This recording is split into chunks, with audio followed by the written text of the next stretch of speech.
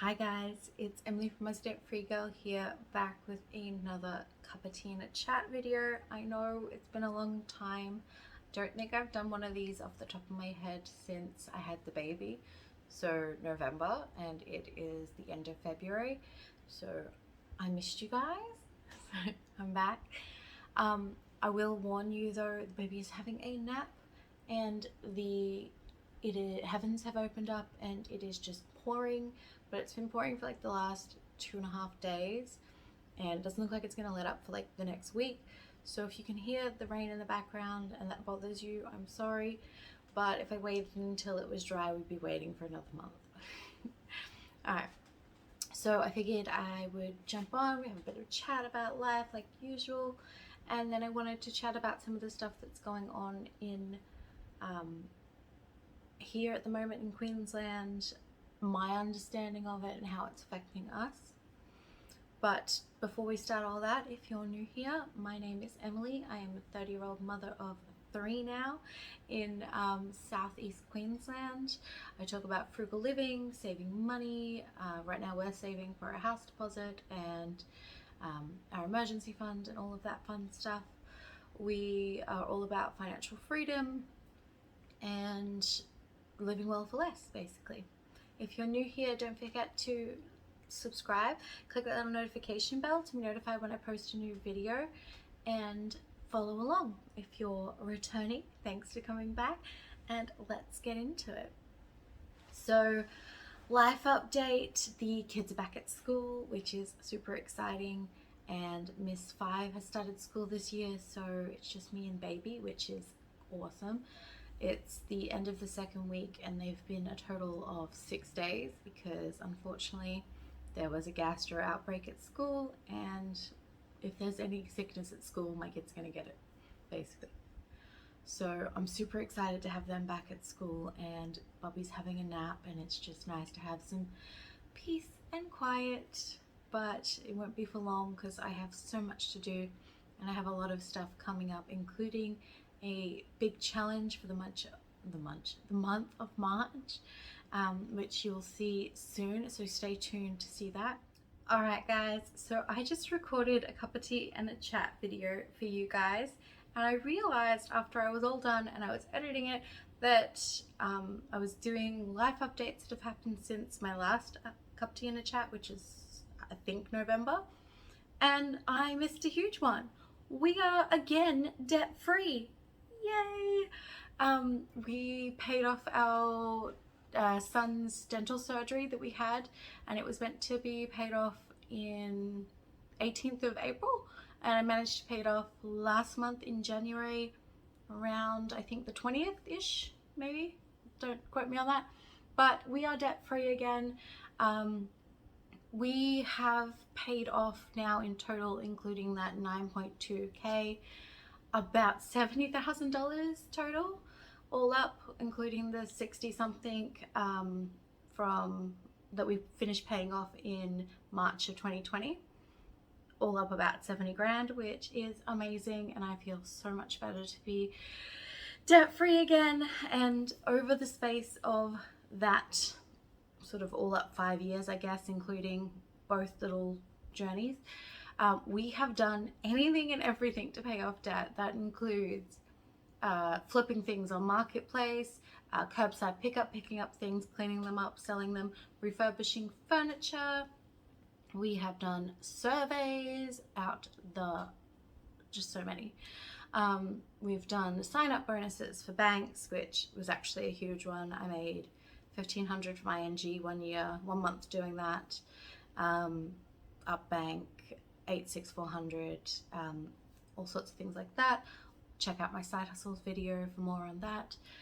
I have taken out advances on my family tax benefit because we do earn under, I think it's an $80,000 cap. You get a small amount each fortnight when you have a couple of kids and you earn under a certain amount in Australia. But you can also take an advance out on that where they give you a small amount. I think it's up to 1,000, I think it's, but mine was always 80-ish, and then they take it out of your payments every fortnight, which isn't a problem. but I've taken that $800 or whatever it is and thrown it directly onto debt, because $800 now rather than $60 every single week means much less interest, because that's paid now. They're not paying interest on that $800. I've done things like that. So yeah, I thought I'd just pop on and share the good news that we're debt free again and what that means for us, but also some of the ways that we became debt free, because I do know that we are very privileged. We worked very hard, but we are very privileged to be debt free again, and that not everybody is in that same position going into all of this turmoil, and not everybody was able to be debt free sort of coming into the pandemic and all of the uncertainty that came with that. So yeah, let me know if you want to see more stuff about our debt free journey, what we did, what we didn't do, what we learned, what we're doing now. We've paid off all of that debt again, and we're back at the starting line again. So we are working on our emergency fund, which you will see. I'm going to pop on and do goals videos every month. I've just been so caught up with the new baby, I haven't. And we're moving on to our house deposit, which I mentioned in that cup of tea in the chat video, with the rent crisis and everything going on, what's going on with that. So don't forget to stay tuned, and I will see you guys in the next one. But the other thing that's going on, and I think a lot of you guys know, is the increased cost of living, which seems to be hitting everywhere. But on top of the fact that groceries have gone way up, that fuel is way up. It used to cost me about between $65 and $80, depending on the price of fuel, to fill my car from the engine light. I didn't even fill it all the way the other day, and I used 95 instead of the usual 98, and it cost me $110. So I think we can all agree that the price of fuel has gone way up. The price of groceries has gone up, especially with the shortages, not being able to get some of the generic brands or the usual brands, stuff like that. Cost of living is through the roof. The other thing that's going on in Queensland is the rent crisis, which you guys have probably heard about.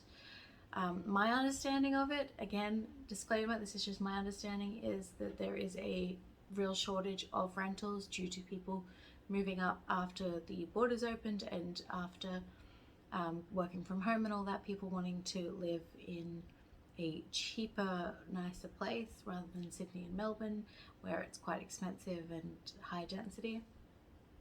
A lot of houses, that's driven the house prices up, so a lot of rentals have actually sold and are no longer rentals, so there's less on the market, and people are willing to pay 6 months in advance or an extra $100 a week, and are undercutting other people, so therefore the houses that were available are being snapped up. Now, I do know that there are 200 people showing up for showings, and I know that there are lots of houses that come on the market that never actually get advertised because there are waiting lists with real estates, and they're just gone, and it's affecting a lot of people.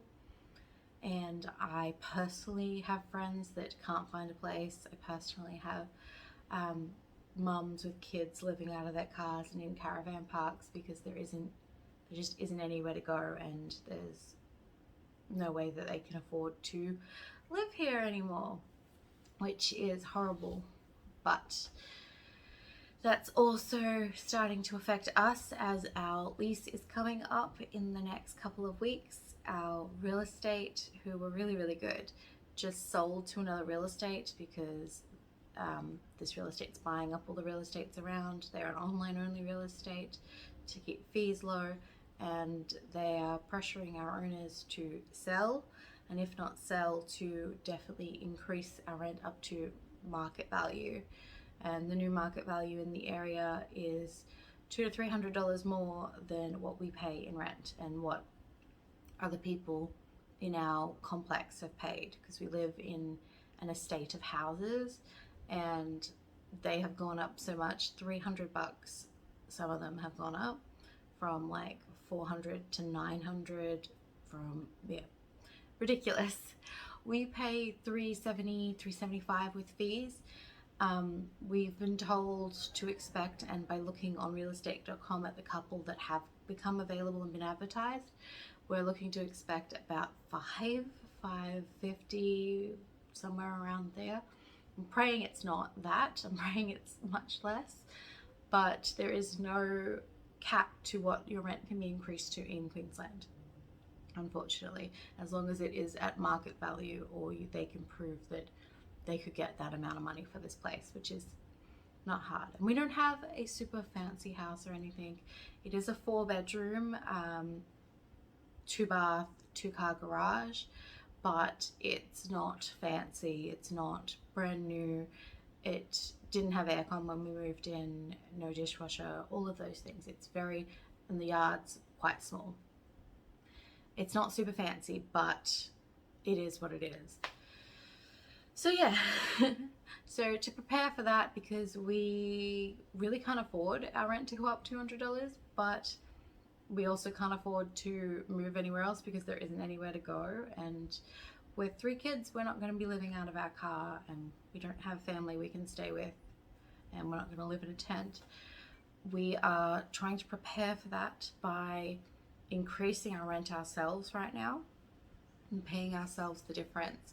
So I've made the decision to pretend like our rent is $500 a week, so an extra $130 a week, and I am putting aside $130 into our house deposit fund each week until I get our new rent renewal notice, hopefully, touch wood that they're going to renew us, otherwise we're screwed. And putting that money aside so that when it comes we have a little bit of a buffer, but also to see how tight everything's going to be with the new grocery cost, with the new fuel costs, with the new rent costs. This is a couple $100 a week easy, and how hard I'm going to have to work, what I'm going to need to hustle, basically testing the budget now when it's not real and I have that money that I can fall back on, before all of a sudden these are real bills, if that makes sense. So I can also see, all right, I need to hustle $500 a month, an extra $500 a month, or I need to pick up more hours, or I need to do X, Y, Z to adjust our expenses and our income to make all of this work. So that's what we're doing. What are you doing? What's going on over there? I do have a challenge for March coming up, which I'm hoping is still going to happen. But like I said, the heavens have opened up here, and I live in a flood area. And as of this morning, 2 of the main roads into our area are actually underwater. There is a third that does go under and flash floods that is sort of teetering. But the big one that comes up, it comes up and it stays up for 3 or 4 weeks, 5 or 6 weeks, and cuts us off. It also means we have to drive, if we're taking that third exit, it's actually means we have to sort of drive all the way out around all of the flooding to come back around to go to the shops and then do it all the way back. So it'll be more fuel, more time, more everything. And I do have to be very careful taking that third option because it does flash flood, and when everything's in flood like this, that could happen like that. And yeah, so I want to be really careful. I'm obviously not going to do a massive food challenge if there's a chance that we might get stuck in here for a couple of weeks. We need to make sure we have stock of everything that we need. But I'll keep you updated on that. I do have a video on the challenge, the plan, and all of that coming out in the next few days. And then there will be lots and lots of videos for March. Every other day is the plan. Touch wood, baby, flooding, kids, we'll see. Don't forget, if you like this kind of content, to like, comment, subscribe, and I will catch you guys in the next one.